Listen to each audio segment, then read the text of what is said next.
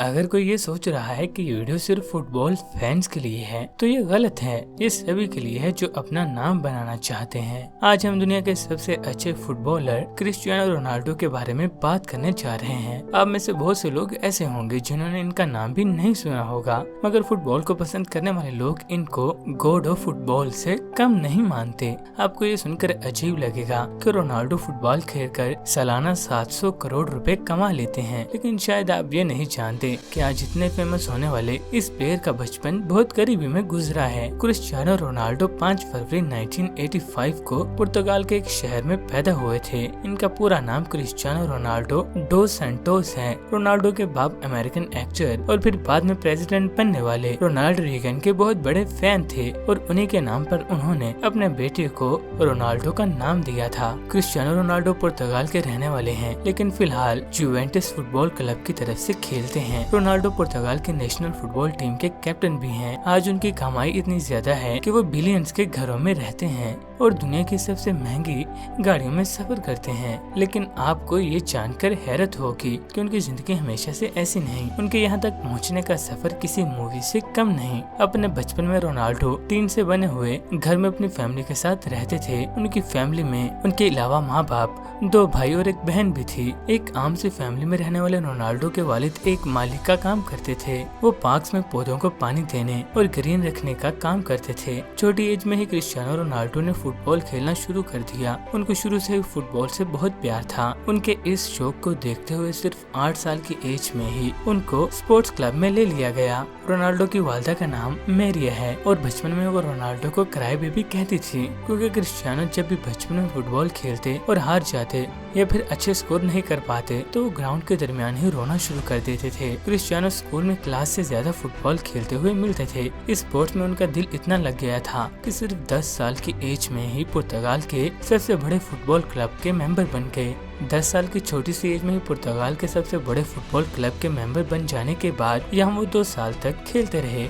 Ronaldo बताते हैं कि वो अपने ब्रेक के लिए हमेशा अपने दोस्त एल्बर्ट फ्रंट रो के थैंकफुल रहेंगे, क्योंकि वो दोनों एक ही यूथ क्लब में खेलते थे। एक दिन जब स्पोर्टिंग लिस्बन के ऑफिशियल्स उनके ट्रायल्स लेने आए तो उन्होंने साफ साफ कहा कि जो भी ज्यादा गोल्स करेंगे उसे हम अपने एकेडमी में लेंगे। रोनाल्डो की टीम ये मैच 3-0 से जीत गई, जिसमें पहला गोल रोनाल्डो ने और दूसरा गोल उनके दोस्त एल्बर्ट ने मारा। लेकिन जो तीसरा गोल था जिसने सबको इम्प्रेस कर दिया, दरअसल थर्ड गोल में एल्बर्ट बॉल को अकेले ही गोलकीपर के पास लेकर जा चुके थे और गोल करने के लिए उसको सिर्फ हल्का सा पुश करना था, लेकिन उसने गोल नहीं किया बल्कि रोनाल्डो को पास कर दिया, जिससे रोनाल्डो ने ये गोल मारा और एकेडमी में एडमिशन भी मिल गया। जब एल्बर्ट से पूछा गया कि उसने ऐसा क्यों किया तो उसने कहा कि रोनाल्डो में से काफी बेहतर प्लेयर है। एल्बर्ट और रोनाल्डो की दोस्ती इसके बाद से मजबूत हो गई और वो आज तक दोस्त हैं। रोनाल्डो का अच्छा खेल देखने के बाद स्पोर्टिंग लिस्बन के बड़े मेंबर्स ने रोनाल्डो को 15 पाउंड में साइन कर लिया, जो कि लिस्बन में था, और इसी वजह से रोनाल्डो को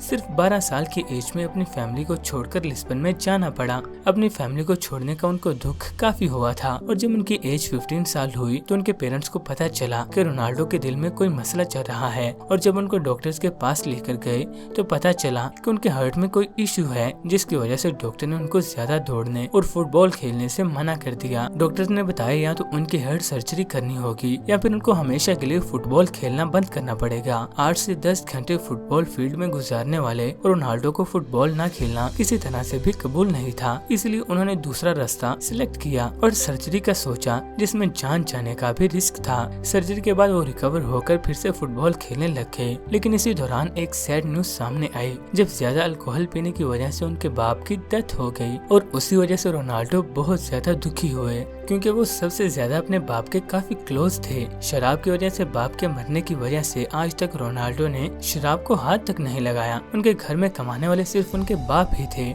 जिनके मरने के बाद घर के हालात बहुत खराब हो गए। रोनाल्डो की माँ को दूसरों के घरों में जाकर खाना बनाकर गुजारा करना पड़ रहा था, लेकिन इन सब चीजों के बाद भी रोनाल्डो ने फुटबॉल खेलना जारी रखा और अपनी मेहनत की वजह से वो आगे जाकर एक बहुत अच्छे खिलाड़ी के तौर पर सामने आए। उन्होंने अपने पहला क्लब मैच 17 साल की एज में खेला और अच्छा खेलने की वजह से उनको इस गेम से बहुत फायदा हुआ। जब उनकी एज 18 साल हुई तो उनको English football club Manchester United ने 17 मिलियन US$ में साइन किया, जिसके बाद वो दुनिया के सबसे महंगे टीनेजर फुटबॉलर बन चुके थे। उन्होंने मैनचेस्टर यूनाइटेड में जर्सी नंबर 28 मांगी, लेकिन उनको 7 नंबर्स मिला, जो अभी तक उनकी जर्सी का नंबर है। इसके बाद उन्होंने FA क्लब में जीतकर स्टार्टिंग की और फिर लगातार 3 प्रीमियर लीग टाइटल्स, एक चैंपियन लीग टाइटल और एक फीफा कप भी टीम को जितवाया। 2009 में रियल मैड्रिड ने क्रिस्टियानो रोनाल्डो को मैनचेस्टर यूनाइटेड से $132 मिलियन में खरीदा, जो कि किसी भी फुटबॉल प्लेयर के लिए सबसे एक्सपेंसिव ट्रांसफर था। ये कॉन्ट्रैक्ट 2009 से 15 तक का था